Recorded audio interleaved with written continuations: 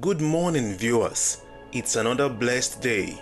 You're welcome to the Daily Fountain Devotional Summary, a daily devotional guide for a close relationship with God. This is a summary of the Daily Fountain Devotional of the Anglican Communion. This summary is by Hope Eleosi Onekpe. You are welcome. Hello, good day. You are welcome to the Daily Fountain Morning Devotion. This summary intends to bring to us understanding to God's words by the help of the Holy Spirit. Today is Monday, April 28, 2025. Today is St. Mark's Day, and the topic for today's devotion is Paul misses Mark. Let us pray. Dear Lord, help us to preach your word with urgency, whether it is in season or out of season. Give us the courage to reprove and rebuke when necessary. May our teachings always be grounded in your truth, and may it bring glory to your name. In Jesus' name we pray. Our text for today is the book of 2 Timothy 4. We'll be reading from verse 9 to 15. 2 Timothy chapter 4, verses 9 to 15 reads, Do your best to come to me quickly, for Demas, because he loved this world, has deserted me and has gone to Thessalonica. Crescens has gone to Galatia, and Titus to Dalmatia. Only Luke is with me. Get Mark and bring him with you, because he is helpful to me in my ministry. I sent Tychicus to Ephesus. When you come, bring me cloak that I left with Carpus at Troas, and my scrolls, especially the parchments. Alexander the metal worker did me a great deal of harm. The Lord will repay him for what he has done. You too should be on your guard against him, because he strongly opposed our message. This is the word of God. Thanks be to God. Praise the Lord. Once again, our topic for today says, Paul misses Mark. The body of our today's guide says, Today we celebrate the life and ministry of St. Mark the Evangelist. Mark is believed to have been a close companion of Apostle Peter and the author of the Gospel of Mark. He is also a founder of the church in Alexandria, Egypt. As a young believer, he abandoned Paul and his evangelistic team in Pamphylia and returned to Jerusalem. Acts chapter 13, verse 13. This angered Paul and decided he was not needed anymore. Acts chapter 15, verses 36 to 39. However, he repented and returned to Antioch and grew to be a great disciple of Jesus. Some persons do not value what they have until they lose it. A time came in the life of Apostle Paul that only Luke remained with him. He had to request Timothy to bring John Mark, who had now become useful to him. Mark, however, had improved himself so much that while ministering with Barnabas in Cyprus, he became more useful to Paul. Does someone miss you when you are not around?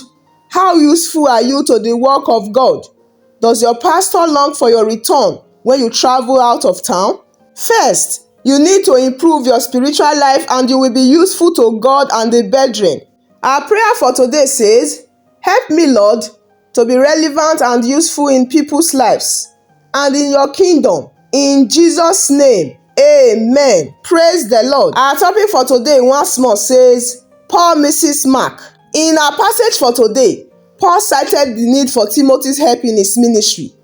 Paul was a man of God and at the same time, he was not a superhuman. He needed and wanted companionship as he remembered those who had forsaken him, like Demas, others who left him out of necessity, like Crescens and Titus, while some left him because he sent them, like Tychicus. Demas was mentioned in Paul's earlier letters as a worker, but he later went astray. Colossians chapter 4, verse 14. Only Luke, who had traveled with Paul on many of his missionary journeys, remained with Paul. And it is likely that Paul was arrested at Troas, resulting in his second imprisonment at Rome. In Paul's day, the arresting soldiers had claim to any extra garment in the possession of anyone arrested. It may be that Paul was forewarned of the arrest, and he therefore committed his few books and his cloak, mentioned in this passage. For Paul gave up everything he had to serve Jesus.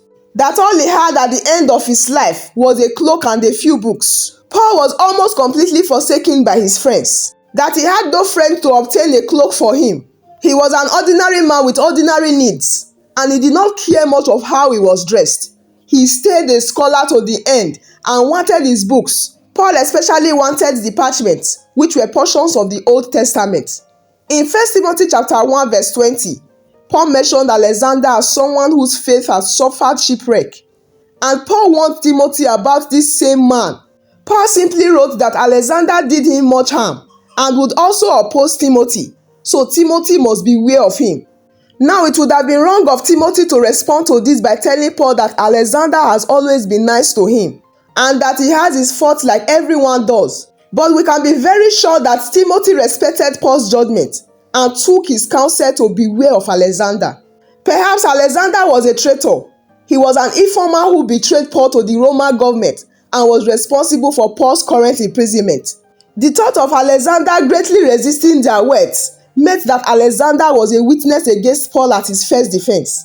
Informers were one of the great causes of Rome in Paul's days. It may be that Alexander was a renegade Christian who went to the magistrates with false information against Paul, seeking to ruin him in the most dishonorable way. Praise the Lord! We should note that Alexander's judgment on Paul was according to his works. Alexander may be the man mentioned in 1 Timothy chapter 1 verse 20, who taught false doctrine. Because Alexander was a common name, it is very possible that it is someone involved in the riot over the idol industry in Ephesus that is described in Acts chapter 19 verses 23 to 41. This was someone who lived in Ephesus, and he was a great hindrance to the cause of the gospel and a threat to its preachers. Paul didn't take vengeance against this man, but he trusted the Lord to deal with him and repay him for his destructive work. There are some people today who are so dangerous that it's best not to try to go up against them and rather trust in the Lord to handle it. Paul did not want his young mentee to be harmed by Alexander, as he himself had been, whether in terms of the work or perhaps even physically. And so Paul, in a very fatherly way, warned Timothy to watch out for this dangerous man.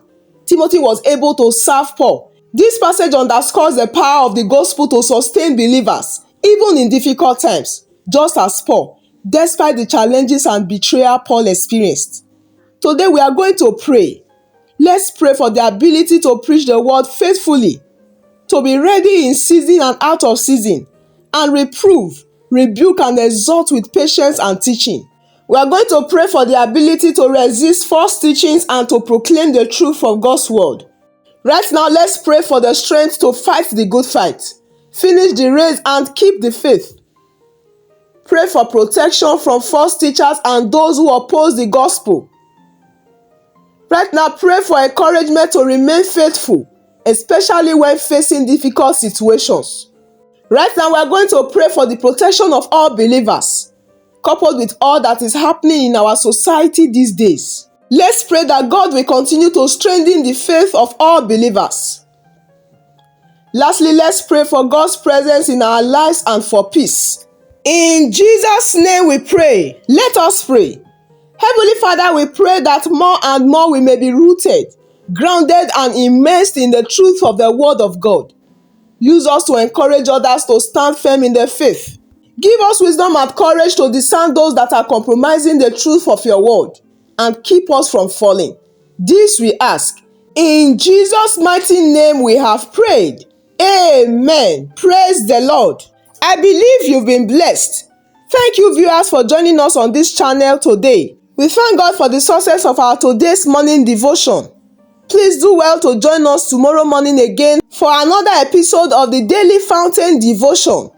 Also, do well to visit and join us on TikTok and Facebook at the Daily Fountain Devotional Summary. I'll see you again by God's grace. Do remember that you are loved greatly.